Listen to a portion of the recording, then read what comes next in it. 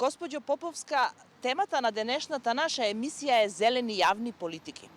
Имаме закон за урбано зеленило, што му недостасува? Му недостасува прецизирање на некои делови за да не се изигрува. Освен тоа, му недостасува усогласување со закони кои што се донесоа по него. Овој беше законот за урбано зеленило донесен 2018, меѓутоа 2019 се донесе, да речеме, нов закон за прекршоци, според кој што би можеле 3 пати поголеми да бидат казните за злоупотреба на зеленилото. 2020 се беше донесол закон за урбанистичко планирање, со нов правилник за урбанистичко планирање. Треба законов за урбано зеленило од 2018 да се усогласи со овие закони од следните години. Така што значи бара усогласување оваа материја, терминолошко во поглед на делот за урбанизам, во поглед на дефинирањето на урбаните зелени површини, понатаму во делот на нормативите. Ние сега бараме, тогаш отидовме со некои минимални проценти на задолжително зеленило. Баравме минимум 20% зеленило на градежна парцела и минимум 25 метри квадратни зеленило по жител на ниво на град. Меѓутоа, што се случуваше? Тоа значи тоа се изигрува. Се изигрува. Тоа е клучниот проблем всушност што ни се случува во Македонија со зеленилото. Затоа што наместо да читаат како што пишува, си прават толкување одредени архитекти, урбанисти кои што даваат дозволи за урбанистички планови. Да речеме, ако пишува 20% урбано зеленило на градежна парцела, значи дека хоризонтално колку што е парцелата мора да има минимум 20%.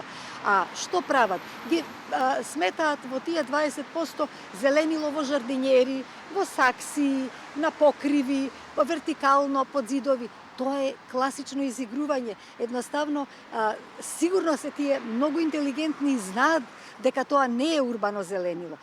Туку тоа е изигрување како да му излезат во пресред на инвеститорот од ним познати причини. И затоа ние го редефиниравме една група експерти, ентузијасти, граѓански активисти во еден проект како да има повеќе зеленило за отпорно Скопје, поддржан од Шведска. Направивме во 2023 година комплетна анализа и измена на законот за урбано зеленило, каде што предлагаме меѓу останатото и друга дефиниција.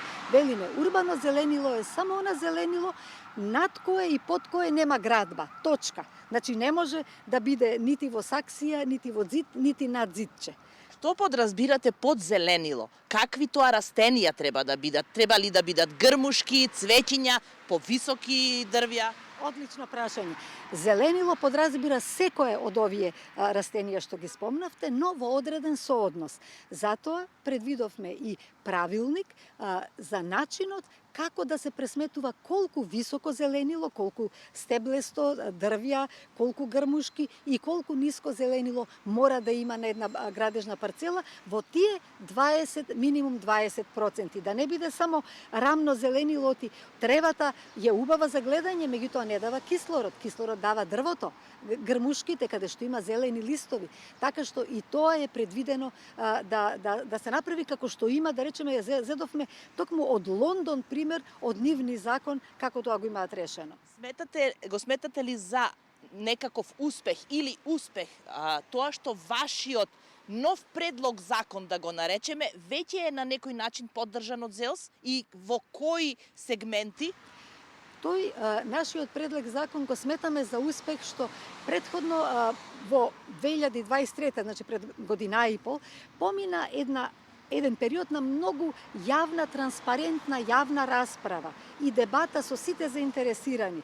Значи, освен тоа што јавната дебата што се одржа во градот Скопје беше пренесувано и преку медиуми, и преку Facebook, во живо едноставно, на директна основа, беше достапна на веб страната на Зелен институт, таа помина поддршка од градот Скопје, од Министерството за животна средина и просторно планирање, од Министерството за транспорт и врски, од Асоциацијата на архитекти на Македонија, од Комората на архитекти и инженери на Македонија, едноставно и од многу голем број релевантни граѓански организации, активистички кои што се занимаваат токму со здравиот начин на живот.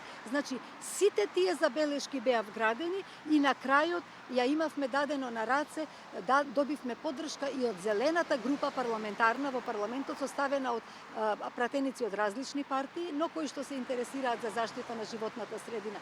Но, што се случи? Се случија изборите, 2024 не се поднесе законот и еве чекавме година и пол некој да се сети. Бидејќи не се сети, ние како Зелен институт повторно се обративме овој пат до градоначалникот на Кисела вода Орце Ѓоргиевски, како председател на ЗЕЛС. Тој му го образложивме законот, бевме заедно со колешката Ана Петровска, тој даде поддршка за него и потоа се договоривме, го поднесовме и до него како председател на ЗЕЛС во целиот ЗЕЛС и на седница на управен одбор известени сме дека законот е усвоен на седницата на управниот одбор за разгледување и даден на тамошно разгледување до сите општини, до сите единици на локална самоуправа, затоа што на крајот општините се тие кои најголем дел од овој закон треба да го спроведуваат. Така што сме многу задоволни што повторно се заинтересира релевантни тела, институции се заинтересира, па со Господ напред Белки ќе се донесе. Знаете што? Првиот пат кога беше донесен законот 2018, пред тоа сум се борела заедно со колеги екологисти за него 7 години, 4 пати како пратеничка го имам поднесувано во парламентот, дури четвртиот пат ми успеа. Така што борба треба за екологијата, не може туку така, никој не ти дава на тацна.